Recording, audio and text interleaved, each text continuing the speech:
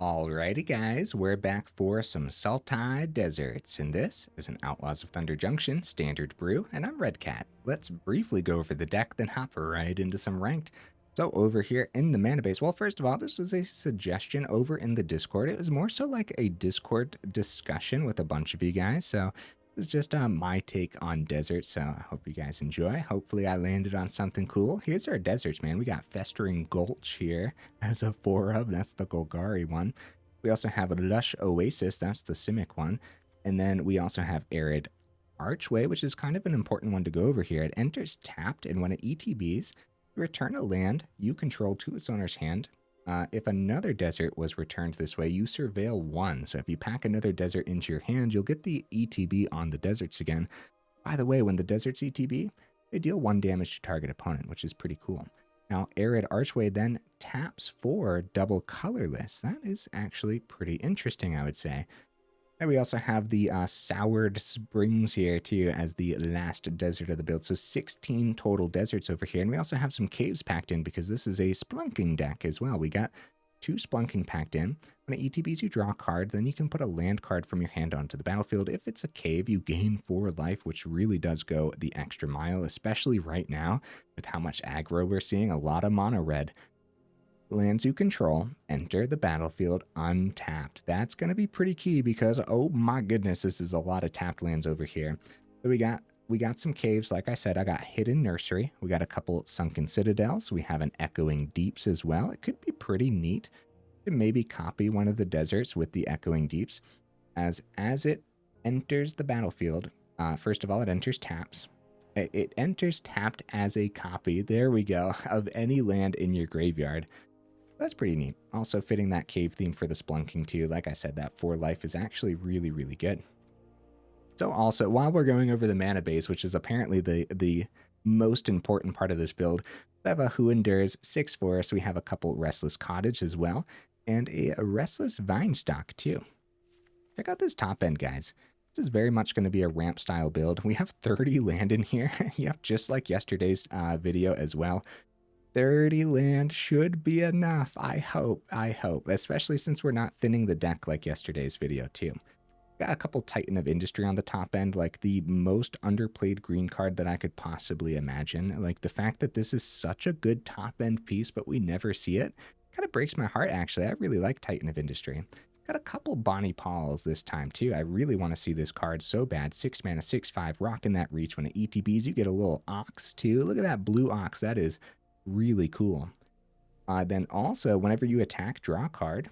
Then you may put a land card from your hand or graveyard onto the battlefield, which of course is going to work really well with the deserts. To have a Spinewoods Armadillo. This is a 6 mana 7/7 reach ward 3, and for 1 and a green you can discard this. Search your library for a basic land card or a desert card, reveal it, put it into your hand, then shuffle. Okay, that's cool, but also gain 3 life. Very nice. I think I'm going to activate this as a 2 mana, discard very often, so I'm actually going to rearrange it here. Yeah, the all 4 Azusa's Many Journeys also going a long way with the life gain too. We do have Aftermath Analyst in here to pair with that Nissa. Same little combo, but we're not relying on the combo ramp by any means. It's not a World Souls Rage deck, in other words. We're just kind of doing a thing with normal ramp, and these 2 cards happen to work really well, especially in a Blossoming Tortoise deck too. When the ETBs or attacks, you mill 3 cards, then return a land card from your graveyard to the battlefield tapped. Activated abilities of lands you control have 1 less to activate, and then also land creatures you control get +1/+1. Blossoming Tortoise is a really good creature. Also, an underplayed green card right now. Although we did see a lot of Tortoise there for a little while, it kind of fell off the map. So we have other ways of ramping, like Map the Frontier for mana sorcery. Search your library for 2 basic lands and or desert cards. Put them onto the battlefield tapped, then shuffle. And remember, every time a desert enters, it is also dealing 1 damage to the opponent. We have Conduit of Worlds to help us cast permanents back from the grave or play lands from the grave too. We have Colossal Rattlewurm to work with that desert theme, although only a 1-of because I actually don't think I'm going to do too much in here overall, but maybe I'm wrong. Also have the Gitrog, Ravenous Ride. 5 mana, 6/5 trample haste. Now, whenever it deals combat damage to a player, you may sacrifice a creature that saddled it this turn. The saddle's only 1. If you do, you draw X cards, then you put X land cards from your hand onto the battlefield tapped, where X is the sacrificed creature's power. So that could be a great way to draw a bunch of deserts and then just slam them all onto the board at once, dealing a lot of extra damage. Some other cards that we're not going to go over but are in here is Wren and Realmbreaker, as well as the Goose Mother making an appearance too. Okay, guys, some cards that almost made the cut. Desert Stew, but who plays with removal nowadays? Not this guy, let me tell you. Bristly Bill almost made the cut. Dance of the Tumbleweeds is a pretty cool one, as well as Outcaster Greenblade. All of them almost made the list, but not this time round. Okay, guys. Well, I do my dandiest to save the more in-depth discussion for the end of the video, so let's go ahead, take this into some ranked and see how we do.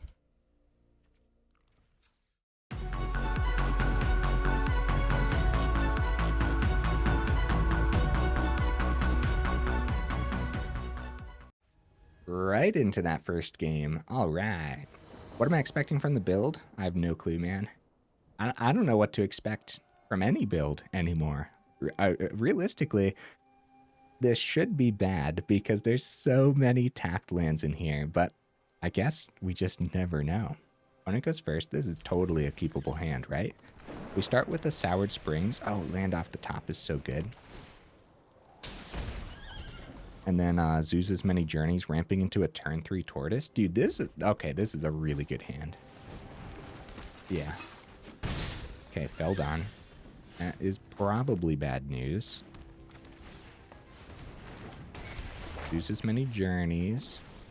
Get all that extra damage poking to the opponent. Oh, these are both tapped lands, though. Oh, we don't have a turn 3 Tortoise, guys. Well, now I'm sad. Well, we could see an untapped source off the top. Yeah, that's actually going to be really tough to actually, like... Yeah, the ramp is great, but how often are we actually going to not play our things tapped? Not very. Not until we get Spelunking down. Good turn 3 from the opponent. Gaining 3 is great for us. Yeah, both of these enter tapped. I'll start with the Analyst before I play the land. Maybe that changes our land decision for the turn.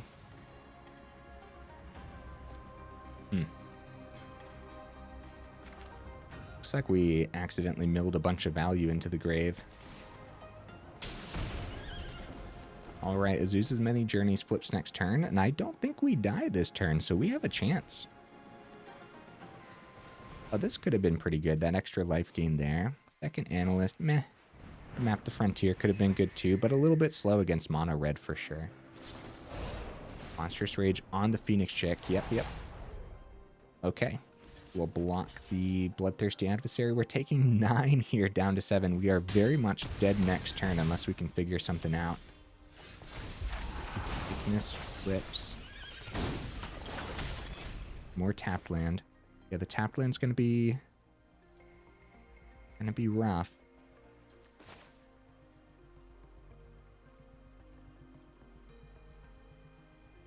Okay. We might not die. They have 3 in the air. I'm pretty sure we're dead. I'm pretty sure we're dead, right? But you never know. Colossal Rattlewurm hitting the grave. And we only hit a Who Endures there, too. Keep everything back. Let's see what happens. Come on. Nothing in hand. Nothing in hand but land. Great blockers on the ground. Don't forget the Gitrog has haste. So if we saddle up like the likeness... Oh, Godric. What's their last card? Do I double block that Godric? I'm double blocking that. If they go Monstrous Rage Godric, it goes into the air. We still kill it and they kill both of our things. Maybe we... 1, 2, 3... No, yeah, we're kind of forced to double block it. Because that's 5 there. And if their last card is a Monstrous Rage, hopefully it's not. Godric going into the air is an extra 1 damage going through.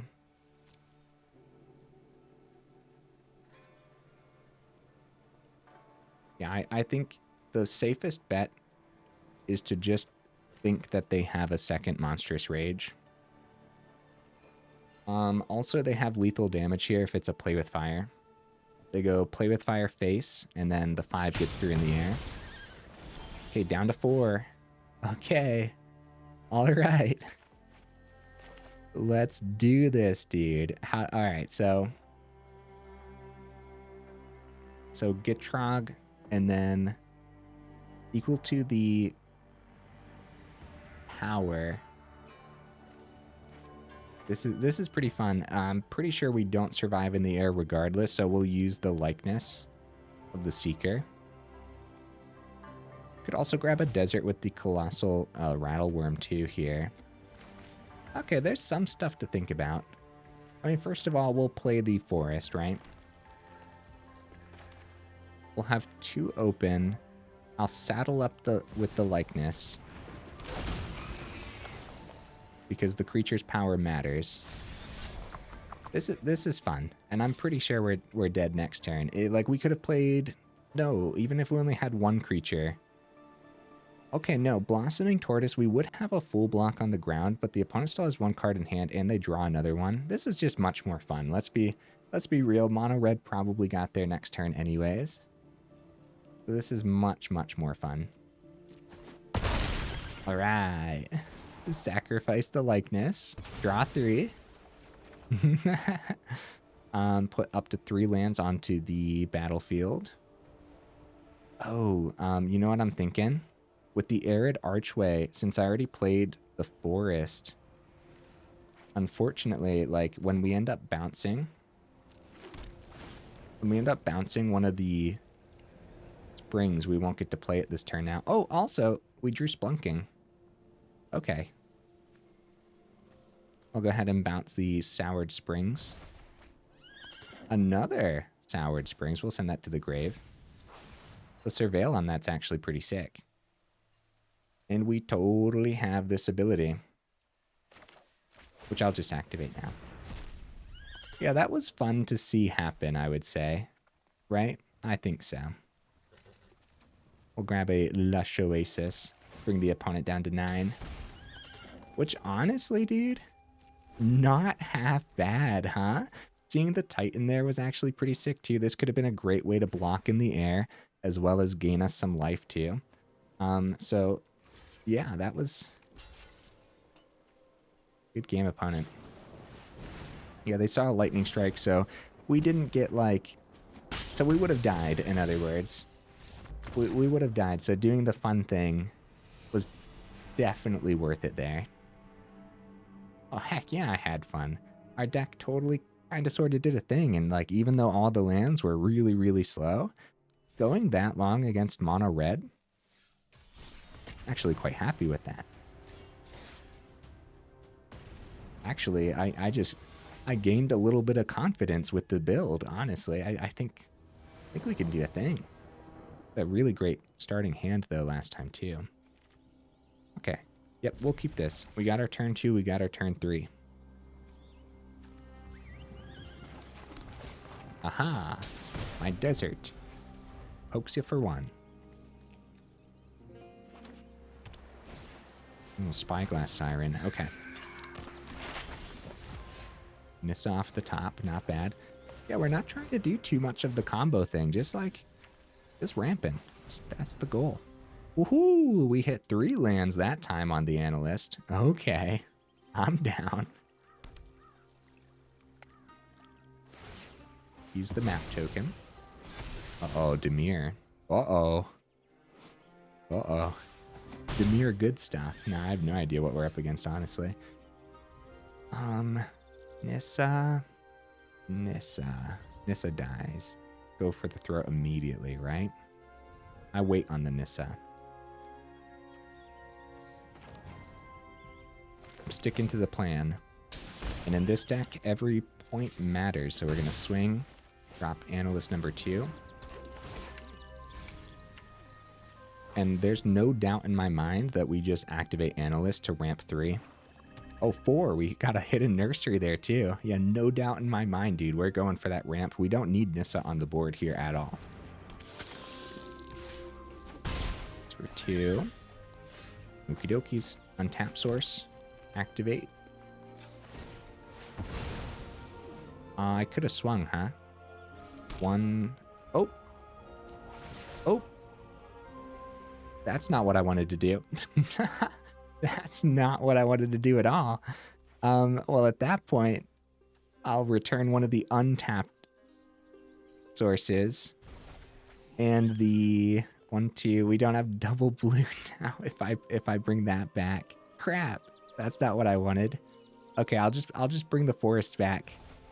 Okay, one of them was the echoing, and I clicked through it on accident. Still really good ramp, but I kind of made an oopsie daisy. So we wanted to select the Restless Cottage probably. Now we have 1, 2, 3, 4, 5, 6, 7, 8 on the board. And I grabbed the untapped land back to make sure that we have double blue for next turn. I'll take the 4. Down to 12. They take it to restock their hand. Down to 14. Oh, maybe not.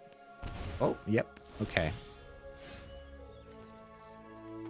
Yeah, so we grab the untapped sources just in case we decide that's what we want. And honestly, Goldvein Hydra for the turn is actually really good, isn't it? Over the Bonny Pall. We just play the forest. Right? And then X is 9. No, X is 8. Maybe Bonny Pall's a little better. Just don't have a great swing for the turn.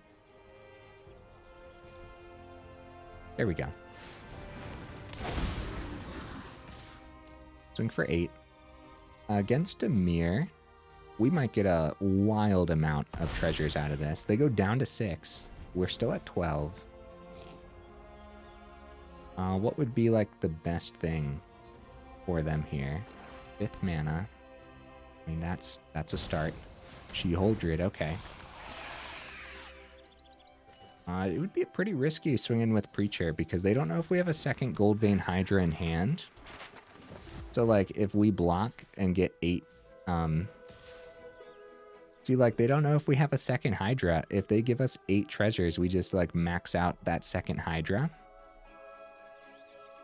And then that would be game that way. I feel like it's a risky swing, but of course we know that we don't have Hydra in hand, unfortunately. Where would their blocks be next turn? Alright, no blocks. We have the Restless Cottage on board too. I don't think they want to draw. They go down to 5. Oh, that's because She-Holdred's on the board. Okay, I'm getting too excited for nothing here. Down to 8. More land off the top.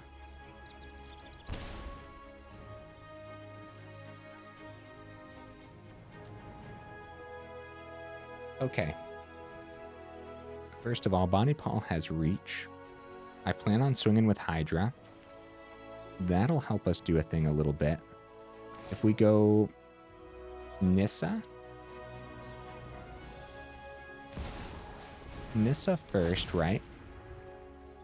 We still have that, so we can play our tap land to deal 1. And then also, I guess we can grab a blue source off of this too if we really wanted to, or a green source. Doesn't really matter here. Get the Bonny Pall down. This is pretty sick, guys. It's pretty sick. They can't take the 8 here. We draw and we put a land on the board, which is going to be Festering Gulch. The forest in hand is not terrific. That draw could have been much better.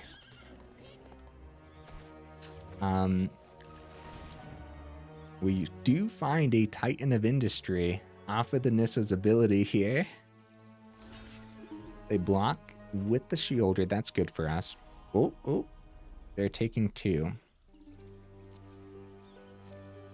Goldvein Hydra dies and we get a bunch of tapped treasure tokens. Unfortunately, Titan of Industry can't come down, but luckily we have the reach blocker here. We should have great blocks for the turn. And they know that we have Titan of Industry. Second She-Holdred comes down. Got to get that last 4 points through, guys. Oh, reach. Opponent. They have spot removal, don't they? Totally have spot removal here, I would say. Do we take 3? Down to 3, down even further. Gain off the Titan, maybe. No extra. This Preacher of the Schism is a menace. I'd love to trade into it. It's all risky at this point, huh? We'll take the 3. And then down to 1 off of the Shieldred and be very careful with our draw. Unfortunately, the second Shieldred was perfect for them. Going up to 6 here. Some spot removal would be really, really good. Titan of Industry's abilities here. Field counter, Rhino, 5 life. 5 life is probably necessary. Deep Cavern Bat surprise. Oh no, guys. We needed that life gain so bad. The triple forest is just terrible here. Alright, down to 1. It's a Sunken Citadel, guys. Oh no, we'll have the life gain on the food. That's just not going to be enough, is it? The Bonny Pall draw card ends it before we can tap the food, doesn't it? What's the ordering there? We'll have to be very careful with how we order this. We also have the Hidden Nursery's ability too. We should probably activate that before anything else. Discover 4 is pretty significant here. I probably should have activated that before powering up the Restless Cottage, guys. Wasn't even thinking about it. Azusa's Many Journeys. Play an additional land this turn. Sure.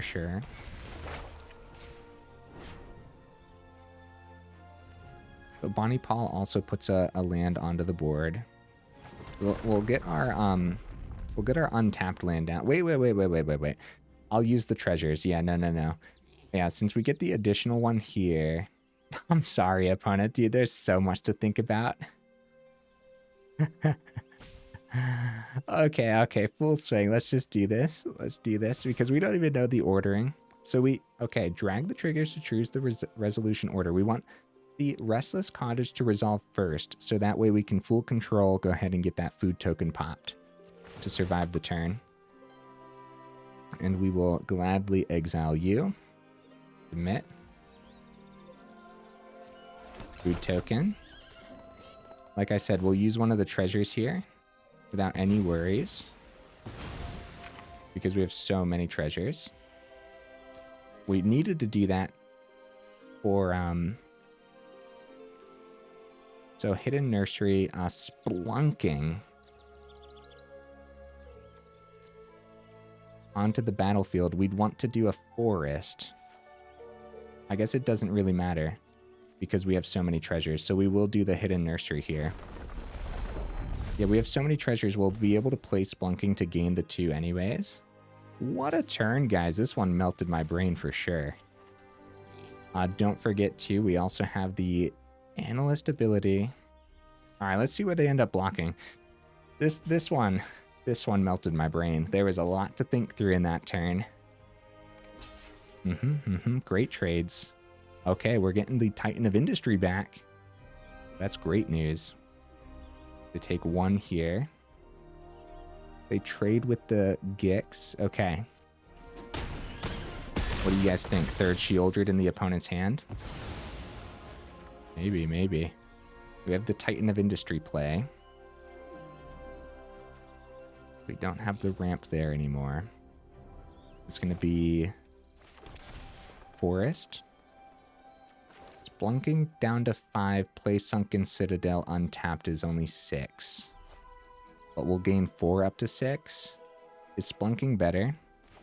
No, it's just Titan of Industry because it can block in the air, right? Gain 5. And probably Rhino. up to 7. That's probably better than Spelunking.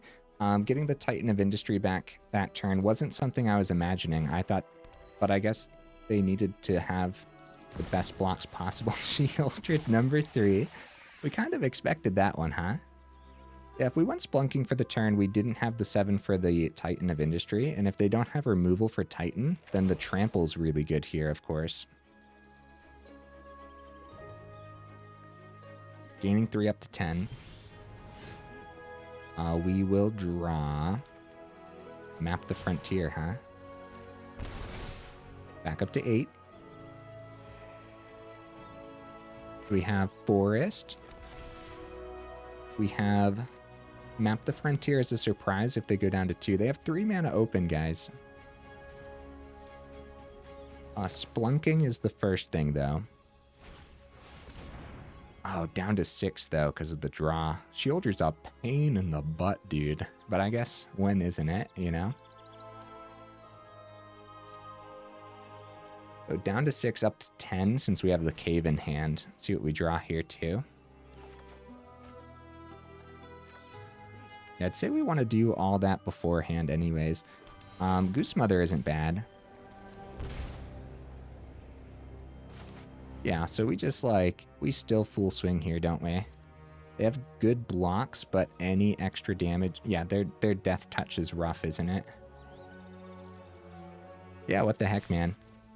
Full swing. Why not? We also had the Hidden Nursery, too, if we wanted to do that again. They go cut down on the Analyst. Yep, that lands. Amazing blocks for the opponent here. Shieldred into the 4/4. But any extra damage... Uh-oh. Uh-oh. Yeah, they're rethinking it. Yep. That could have been it. Luckily, the Restless Cottage was able to... Wait, should I have powered up the Restless Cottage?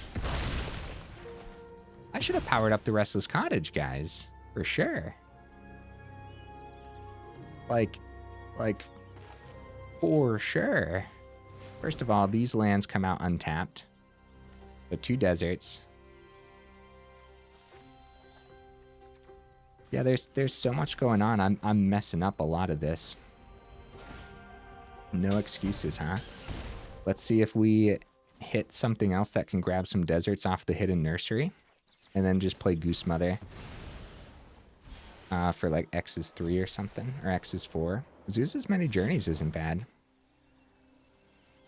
Yeah, the life gain on the shield. That third Shieldred was pretty brutal overall.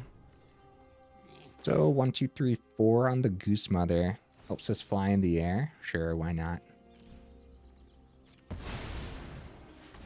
So I guess we could have won if we powered up the Restless Cottage, but it also could have just been a go for the throat too. But at that point, they would have had better blocks all around. Oh, Make Disappear was open. We're dead. We died, guys. Oh, no. Oh, no, they missed lethal. They missed it. Let's go. All right. So they could have swung for 8, and then we drew. Wait. We would have gained 3 on the Many Journeys. No, wait a minute. We would have... On our draw step, does the 3 life happen before we lose 2 life? I don't even know, guys. I don't even know how to play Magic anymore at this point. You guys just let me know in the comments how much I messed up this game. And then also, that's a big question I have, because now I'm not really sure. Well, we'll see it. We'll see it next turn, I guess. That works too. So we draw. That happens first. So we take the 2, yes, and then we gain the 3. Okay, there we go. I see. So they missed lethal. We got lucky. So I guess for both of us, it has been a very rough game, huh? So they block here. We have the power up. We have Map of the Frontier for 2 more deserts. They come out untapped. You and you. So down to 2. That buffs the bow, whatever we want to call it. Then we'll make sure to power up the Restless Cottage this time round too. There we go. That should do it, because they only have 1 open They only have one open land here. It should be nothing. And then they take 16. Beautiful. All right. So, wait, hold up. Wait, hold up, guys. Wait a minute. Wait a minute. This doesn't have trample. They could have blocked with the Acklazotes, right? And then 4 only got through. They would have gone up 5, down to 3. So they still would have been in it. Guys, wait a minute. I think for both the opponent and I, the game has gone on too long, and I think that's really funny, dude. I think that's like a perfect example of what like kitchen table magic looks like.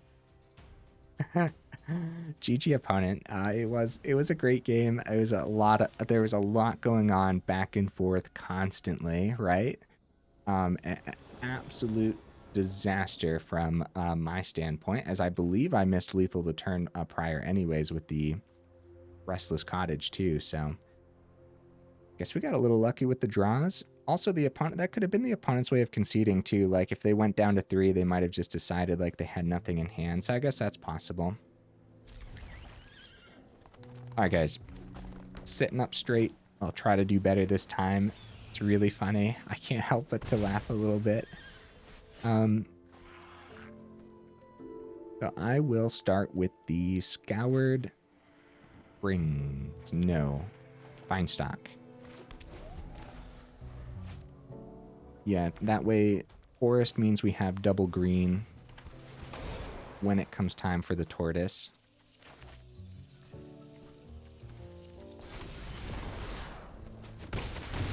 Even if we don't see an untapped one, right? Like we're just making sure that the green is down in time. Or I guess the only untapped land that we would see in the deck anyways is a forest, so I guess it didn't really matter in the long run. More mono red is a little bit brutal, as we know that this is going to be a huge uphill battle. We might as well block the Swift Spear because we know what this one mountain is, huh? Monstrous Rage, making an appearance. Taking a little bit less damage here is not bad. And tap land. See if the opponent has lethal this game. Maybe we can get into one more match. Or this turn, I mean to say. They don't. We're alive! Spelunking! Dude! Good draw. Hidden Nursery. GG opponent. We did our dandiest, huh? A lot of expensive things in hand here. There you go. We'll drop him the GG because I didn't get a chance to drop the last opponent a GG, right?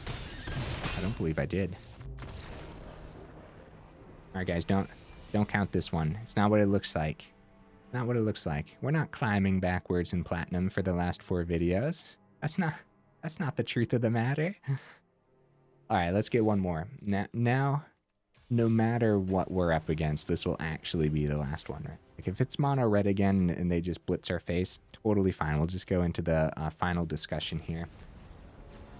I want a chance to redeem myself for the absolute disaster that was the last portion of that long game, right? Like the amount of missed opportunity. The deck presented just so much opportunity to us, right? Like just so many different synergies and concepts and options and so much going on with the land and everything too. It was actually beautiful. Luckily, the deck showcased itself much more than I could showcase it. So it ended up working out nicely overall. Probably successfully get the archway down, I suppose. And then have a couple turns of forests. 1, 2.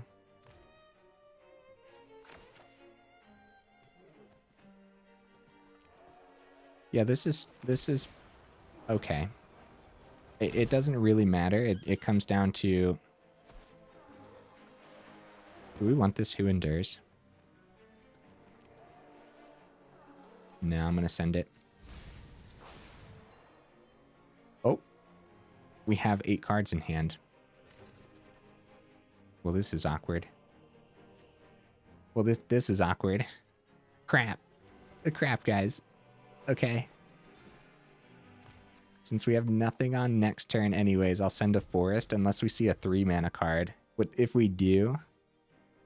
Oh, crap. Oh, crap. Did I already mess up? Getting lands into the graveyard is not a bad thing in this deck, though. That's all important. If I would have went forest for the turn, we would have had Spinewoods Armadillo open for this turn, too. Okay, nice. Not bad. So... Same concept, we could do that, but I'm not going to. We're just going to get that back down. So they're going for an explosive turn here, which we should be concerned about. I guess we could die this turn, huh? I guess we really could. Number 1. Number 2. Mana.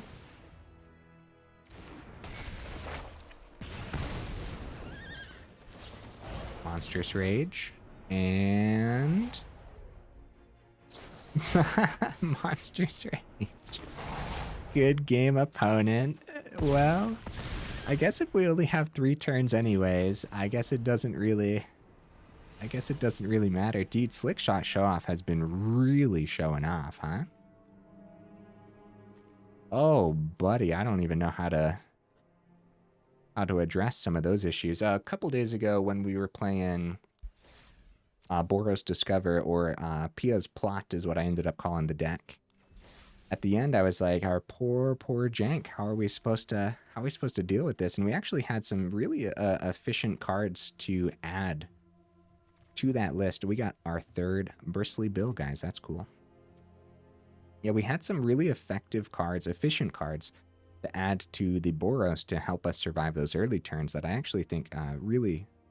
could help the deck out. But for this one, I have no idea. Surviving the early turns, that's one thing. Then all of a sudden you have to really know how to play Magic the Gathering for the late game, which I did not know how to do today, funny enough, right?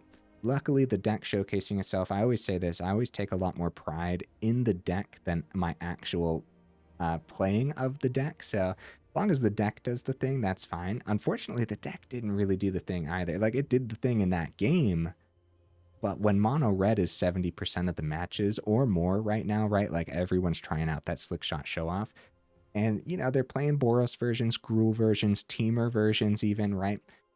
All of that, to me, in my head, is kind of just like playing mono red. And at that point, it's like 80%. It really is every other game and some. So, guys, let me know what you're seeing in the meta, too. I was talking to some of you guys about it already, and yeah, mono red seems to be everywhere. It doesn't seem to just be me. What do we want to say about this build, huh? 30 land. Felt like 30 land. That was fine, I guess. I guess, like, there were some games where we wouldn't have mind seeing more land off the top. Probably not, though. I think overall, the 30 land felt like 30. We were fine. We actually weren't even flooding that much, and it's really hard to flood in a deck where you always want to do big things anyways. Yeah. Mono red winning on turn 3 or before your turn 4, that's always going to be an issue. So, like, how do we survive? The best way is, like, having the turn 2 Azusa's Mini Journeys, gain 3, give you an extra turn, maybe gaining the 4 on the Spelunking. All the ramping felt a little awkward because there's just so many tapped lands.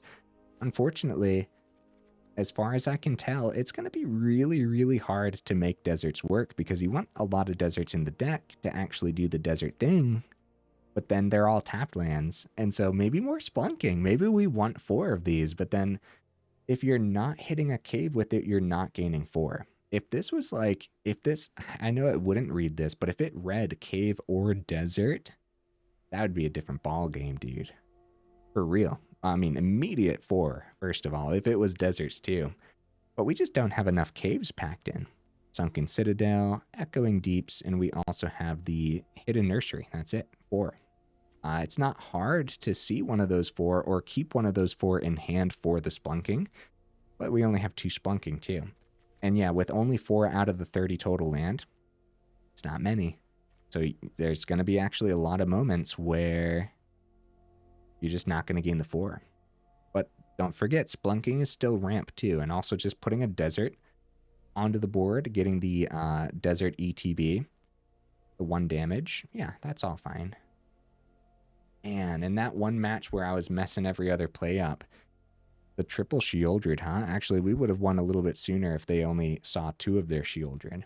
Shieldred's just a pain in the butt, dude. What do we need to say about this? Like the early life gain on the Spinewoods Armadillo, I probably should have actually prioritized the Armadillo's discard, but for some reason in that game, that was 2 mono reds ago, right? It wasn't the last game against mono red, it was 2 mono reds ago, where I just wasn't prioritizing this discard. I probably should have. It just felt slow to me for some reason, but it's 3 life. Yeah, really, really tough. I don't entirely know what I want to change. Just put this one on the do not craft list for sure, I would say. Unless for some reason you have all the cards already, then you could maybe put it together and see if you do a little bit better than what I did, especially like playing it out too, right? Like I definitely did not play this to its fullest capabilities by any means. Still really cool though. We don't get to play Sultai too often here on the channel as well. So, you know, visiting Sultai is pretty cool. Really, we're just splashing the blue and the black in here anyways. We're splashing the black mainly for Restless Cottage, but then we have that new Gitrog to try out. And we're splashing the blue for the Bonny, Pall, and the Goose Mother. But same concept, we're really just splashing it in here for the lands too. Restless Vinestalk and making sure that we have enough deserts packed in. Okay, guys, I think that's everything. Make sure you check out that description where we got that Discord link as well as that Patreon link too, if you're interested in joining that up. Main reason to join the Patreon is to guarantee that your suggestion actually gets played on the channel, as I am very backed up on suggestions. We did end up doing this Discord suggestion. I do my dandiest to play them all anyways. Oh, Goldvein Hydra, by the way. I think the 2 of us totally worth it in here, right? And yeah, even though we're not doing anything fancy, with the Nissa and the Analyst like comboing, that's totally fine. I think Nissa's still worth the 1 of, especially when you do get the double landfall. You grab a Titan of Industry from the deck, which of course Titan of Industry is really, really good. Then just having like a giant Hydra too. Like you're never going to be mad about an 8/8 Vigilance Trample Haste. You know what I mean? What, they drop a Go for the Throat and you're still not mad because you get all those treasures too. Okay, guys, enough rambling, huh? If you made it this far into the video, y'all are champions for real. Oh my goodness, thank you for being here, especially through some very tough games, some very tough matches against Mono Red and everything too. Definitely let me know in the comments, where could I have done better? I know, especially in that last, well, not the last game, especially in that long game is what I'm saying here. Especially in that long game, I was seeing the misplays on the surface as I was doing it. So there must have been some stuff under the surface too that you guys could let me know in the comments so I can try to do better next time. Well, I do wonder if we want just 1 Bonny, Pall and 3 Titan of Industries, but this was, Bonny Pall's ability was actually really good, but you're getting punished from the Shieldred too. So like in that match, that was pretty rough. The reach on the Bonny Pall is actually really good for that current mono red that we're seeing with the Slick Shot, right? Yeah, heck yeah. That's pretty good. Because it's a 6/5, so it should trade into that Slick Shot nicely if they boost it, you know what I mean? Okay, guys, enough rambling. Hey, I will see you in the next video.